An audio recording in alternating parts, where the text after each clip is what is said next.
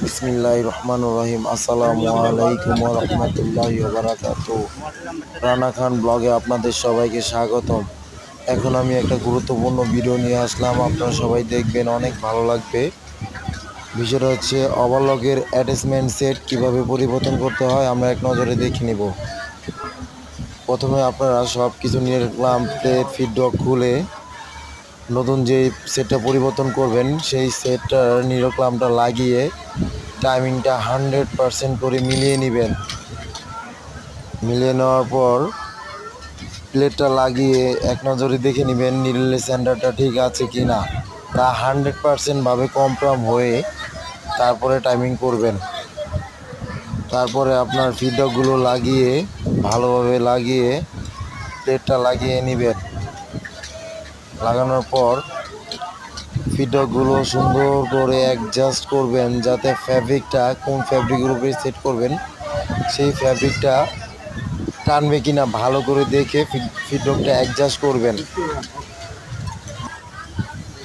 Adjust করার পরে ইনশাল্লাহ, এই তো ইনশাল্লাহ দেখেন আমি প্লেটটা লাগিয়ে দিলাম। লাগিয়ে দেওয়ার পরে সম্পূর্ণভাবে সব কিছু করে নেওয়া হচ্ছে। দেখেন, আপনারা দেখেন।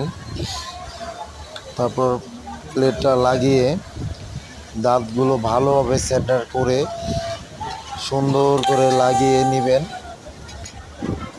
এভাবে ইনশাল্লাহ আপনারা সব কিছু করবেন, দেখবেন যে ইনশাল্লাহ সুন্দরভাবে সব কিছু হয়ে গেছে। আসলে কাজ এমন একটা জিনিস, সবাইকে কাজ করতে হবে। কাজ পরিশ্রম করলে আপনার সফলতা আসবে।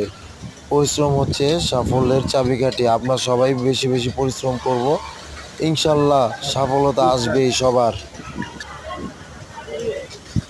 এই তো অবশেষে সব কিছু কমপ্লিট হওয়ার পর এখন আমরা ফ্যাব্রিকটা সিলাবো। আপনারা দেখেন ইনশাল্লাহ আলহামদুলিল্লাহ এক চান্সে হয়ে গেছে। ইনশাল্লাহ এইভাবে আপনারা করবেন, ইনশাল্লাহ সব কিছু সুন্দরভাবে দেখতে পারবেন।